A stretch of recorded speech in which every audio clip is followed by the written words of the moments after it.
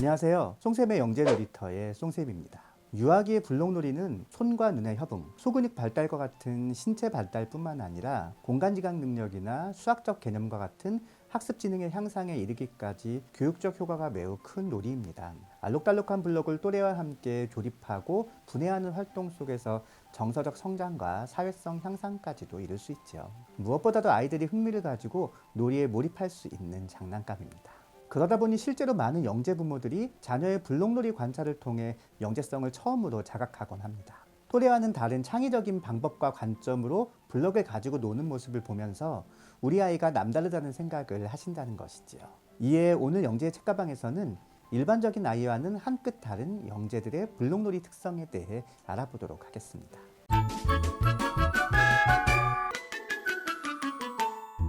한 끗 다른 유아 영재들의 블록놀이 방식. 첫 번째는 종류가 적은 블록을 선호한다입니다. 유아용 블록들은 한 종류 모양을 반복적으로 연결하는 것과 다양한 모양을 조합하여 연결하는 것의 두 방식으로 구분할 수 있습니다. 정육면체 모양의 멀티큐브나 우물정자 모양의 멜리와 같은 블록이 전자에 해당된다면 삼각형, 사각형, 원형과 같은 모양이 들어있는 자석 블록이나 레고와 같은 것이 후자에 해당되지요. 부모님들은 보통 다양한 모양을 손쉽게 구현할 수 있는 후자의 종류들을 선호합니다. 겉보기에도 다양한 모양들이 들어있어 이것저것 여러 가지를 만들 수 있겠다 생각하시지요. 하지만 창의성의 측면에서는 전자의 블록들이 훨씬 높은 수준입니다. 후자의 블록들은 이미 필요한 모양의 블록들이 들어있기 때문에 아이가 입체물을 만들면서 고민할 필요가 없습니다. 원을 만들고 싶으면 원 모양을, 삼각형을 만들고 싶으면 삼각형 모양을 사용하면 되기 때문이죠. 반면에 한 종류만 있는 블록들은 자신이 원하는 모양을 최대한 비슷하게 만들기 위한 고민이 필요합니다. 생각을 더 많이 해야 하는 것이지요. 그러므로 아이의 창의성을 생각하신다면 종류는 적으면서 개수가 많은 블록을 사주시는 것이 좋습니다. 한 끗 다른 유아 영재들의 블록놀이 방식 두 번째는 자유롭게 만드는 것을 선호하지 않는다입니다. 흔히들 자유롭게 작품을 만드는 과정에서 창의성이 자극된다고 생각합니다. 하지만 대부분의 아이들은 자유롭게 만들려고 하면 쉽게 만들려고 합니다. 창의적인 작품보다 오히려 전형적인 작품이 나올 확률이 높지요. 실제로 블록놀이에서의 자유도를 비교한 다수의 연구들을 살펴보면 자유도가 높은 미션에서 오히려 아이들의 창의성이 발현되지 않는다는 결과들이 많습니다. 물론 자유도가 전혀 없이 정해진 것을 만드는 방식 또한 창의성이 발현되기 쉽지 않죠.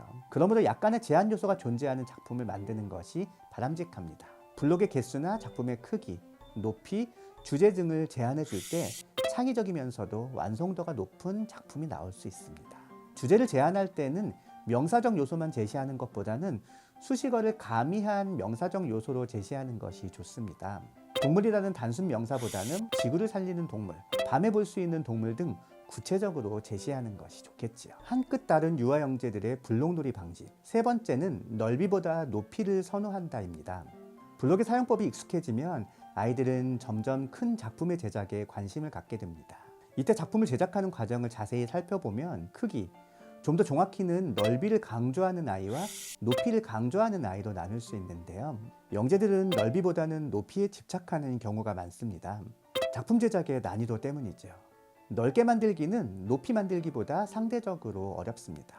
위로 올라갈수록 균형, 대칭, 무게중심과 같은 요소가 반영되어야 안정적으로 작품이 서 있을 수 있기 때문이죠. 그러므로 아이들이 블록을 가지고 무언가를 만들려고 할 때에는 넓게 만드는 것보다는 높게 만들도록 유도하는 것이 좋습니다. 앞에서 말한 제한 조건을 줄 때에도 높이를 제한하여 넓게 만들도록 하는 것보다는 넓이를 제한하여 높게 만들도록 하는 것이 좋겠죠. 한 끗 다른 유아 영재들의 블록놀이 방식.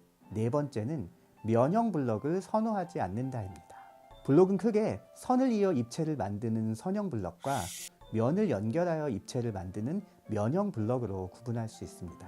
빨대 블록이나 포디 프레임과 같은 것들이 선형 블록에, 레고나 멀티큐브 같은 것들이 면형 블록에 해당된다 할 수 있죠.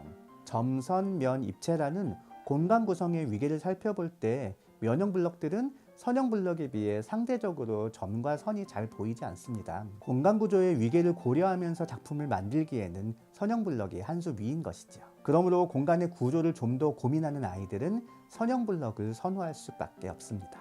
블록놀이는 신체 발달, 인지 및 창의성 발달, 정서 발달에 이르기까지 유아의 전인적 발달에 기여할 수 있는 매우 유용한 장난감입니다. 다만 이러한 장점은 단순히 유아가 블록을 가지고 논다고 해서 저절로 길러지는 것은 아닙니다.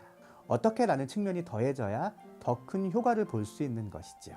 오늘 말씀드린 4가지 요소들을 고려하셔서 아이와 함께 좀 더 의미 있는 블록놀이를 하시기 바라겠습니다. 지금까지 영재의 책가방 송쌤이었습니다.